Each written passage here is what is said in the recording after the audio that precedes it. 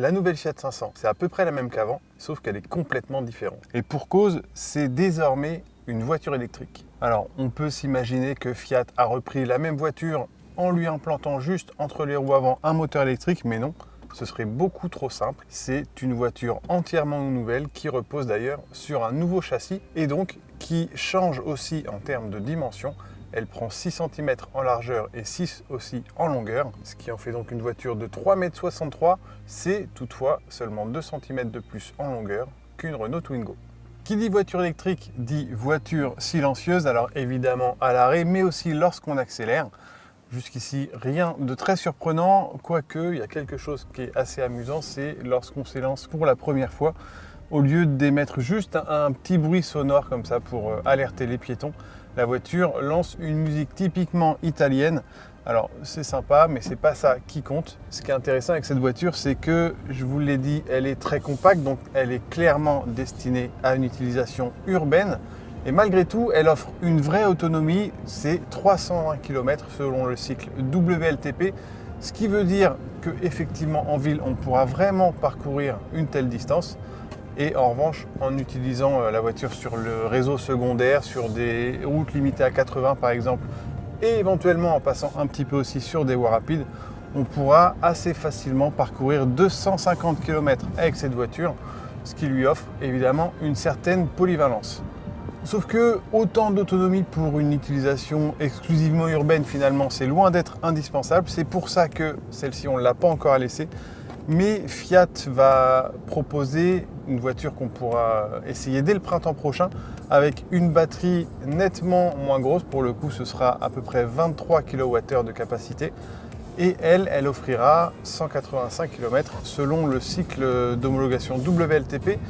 Et on connaît son prix, donc 24 500 € pour cette version petite autonomie. Ça en fait l'une des voitures électriques les moins chères du marché. Avec une autre, c'est la Renault Twingo qui, elle, est encore donc moins onéreuse, aux alentours de 21 300 €. Mais elle n'a pas l'avantage déjà du look qui plaît tant avec cette 500. Et l'autonomie est encore moindre. Sous le capot, 87 kW, c'est l'équivalent de 118 chevaux, ce qui est bien suffisant pour une utilisation urbaine. La voiture abat d'ailleurs le 0 à 100 en 9 secondes et on n'a jamais l'impression de forcer. Et pour autant, au feu, ça fait des départs qui semblent même canons pour une utilisation en ville. Côté temps de charge, il va falloir être patient, compter 15h15 pour recharger intégralement la batterie sur une prise secteur, donc 2,3 kW. En revanche, avec une borne 11 kW que l'on peut installer chez soi, Fiat communique sur 4h15 de charge. Pour le reste, c'est une voiture donc un tout petit peu plus grande que la Fiat 500 avec un moteur thermique, 6 cm. En revanche, à l'habitabilité arrière, c'est toujours pas ça. On est quand même à l'étroit dans cette voiture, qui ne compte d'ailleurs que 4 places et qui dispose d'un petit coffre, c'est 185 litres seulement. Ce qui est surprenant et agréable, c'est la présentation. On retrouve un peu le design de la 500 d'époque et de la précédente génération. Et pour autant, c'est beaucoup plus techno. Il y a l'instrumentation digitale qui est vraiment lisible, facile à utiliser. Il y a aussi ce grand écran tactile avec évidemment, selon le niveau de finition, GPS, multimédia, tout ce qu'il faut. Il y a aussi la connectivité Bluetooth évidemment et la compatibilité Apple CarPlay et Android Auto. Pour passer les rapports, donc pas de levier de boîte de vitesse, juste des boutons à presser ici, donc P comme parking, la marche arrière, le point mort et D pour départ ou pour drive. L'ergonomie est bien pensée, il y a des rangements un peu partout, c'est assez pratique dans l'ensemble et donc je vous l'ai dit, c'est plutôt joli. Et en plus, c'est une voiture qui est plutôt agréable à conduire, au-delà même du silence d'utilisation.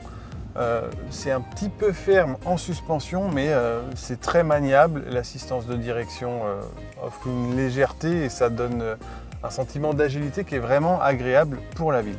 Côté présentation, on retrouve la touche Fiat 500, donc il y a des clins d'œil à la version d'antan et aussi on retrouve le design globalement de la précédente génération, sauf que c'est beaucoup plus techno. On a l'instrumentation digitale là, je l'ai sous le nez, elle est très lisible et facile à configurer. Et on a ce grand écran tactile, là aussi rien à dire, le design du GPS est très bien. Alors l'équipement dépend évidemment du niveau de finition, mais globalement niveau présentation, c'est pas mal du tout.